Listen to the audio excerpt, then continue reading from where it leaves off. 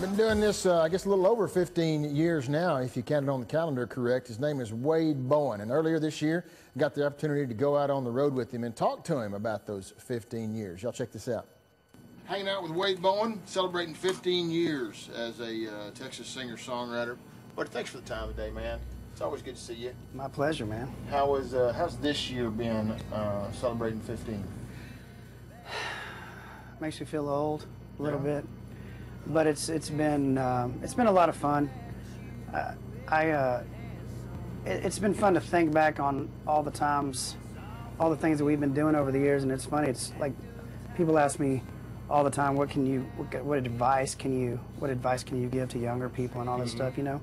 And it's funny because I've actually been started responding, going, after 15 years of doing it, I look back and go, just enjoy the early days, the struggle, the part of it, because that, looking back after 15 years of it all, that was really the most fun for me. Probably it was just hopping in a truck at first, and then it was a van. We were like thought we were big time because we upgraded to a van. Right. And just we were real close, and I don't know, it's just something about that early struggle was a lot of fun. I called Stubbs Barbecue in Lubbock when I started playing. I started a band, literally the whole thing you always hear. I met some friends, got in a garage and started a band. Is that what you did? Yes, and I was in college in Lubbock at the time, and we literally threw together like 6, 7, 8 songs, something like that, all cover stuff, like Robert O'Keefe and things like that. And I called Stubbs, which at that time in Lubbock was a pretty popular place for live music, and a very historic place. Like Stevie Ray Vaughan and Ian Moore played there all the time. So it was like, man, let's why not shoot for the stars? So we called Stubbs, and Harold Aiken was the owner. He was the guy who cooked the barbecue, and he was a steel guitar player also, and just tremendous guy. And he said, yeah, if you want to play a gig here, you got to come in on Sunday nights. We have open mic, and you can we'll take a listen to you and see if we like you. Like, all right, we'll be there. Cool, show up. We're not going to mark you down, just show up. Right. And so we didn't have a band name. We showed up on Sunday. We didn't even have a band name. We literally came up with West 84 right as we're walking in the door. And where'd that come from? I grew up in Waco, and there's a West 84 was the road going. You could go all the way straight West 84 all the way to Lubbock. Random stupid name. And literally as we're walking in, what's y'all's name? West 84. Sounds good, you know. And was it just West 84? Or was it Wade Bowen? No, it was just West 84 at the beginning, and they and we had 5 members. We had keys and actually what we have now, keys and drums and bass and guitar, and then we playing acoustic. And we were the only band that showed up for open mic night on that Sunday. And of course we told all of our friends, so we just packed the place. So we were awful and terrible and played like our 5 or 6 songs, and Harold goes, that's great, man. You guys sound awesome. You want to come back Thursday, play a gig? And we're like, great, awesome. And I'm sure it's only because we packed this place on a Sunday night. What was the better feeling at that point?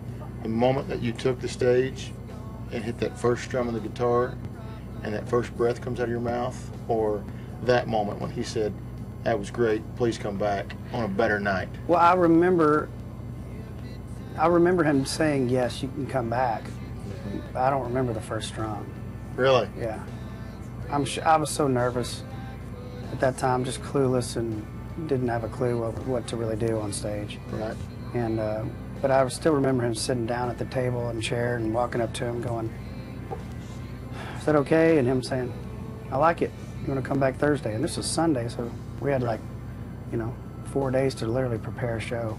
So that was the first almost easy grab when it comes to gigs. Call Stubbs, they're here in town, see if they'll let us play. Turns out they would. Turns out they like us. So now we're going to play Stubbs on Thursday night. What was the first, hey, we heard a little bit about you. Will you come play our place and pick a spot in Texas? You tell me. When did that start to happen? I don't ever really remember much of, hey, we heard about you, come join us. Because remember, I went to school in Lubbock, so Lubbock's far away from everywhere. Oh yeah, it is. So what we built I got those other phone calls from bars in Lubbock and places in Lubbock and festivals and things in Lubbock as we grew and established something in Lubbock when I was in school there.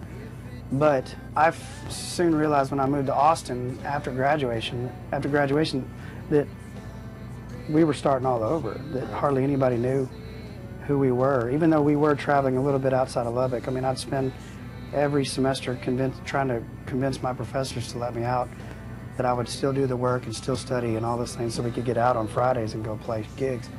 But I remember moving to Austin going, man, I'm starting all over. I'm having to rebuild all of this. And that's where the Wade Bowen and West 84 came from, out of that.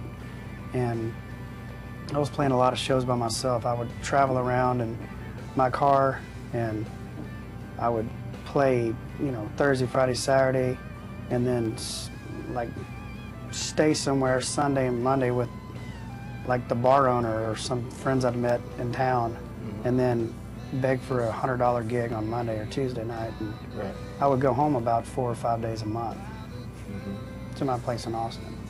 And that's how I made a living, and that's what I did for a long time. I should turn back if it turns red. She likes what I said. If it turns blue, I should leave her red. What's your favorite memory over the past 15 years? The Grand Ole Opry at the Ryman.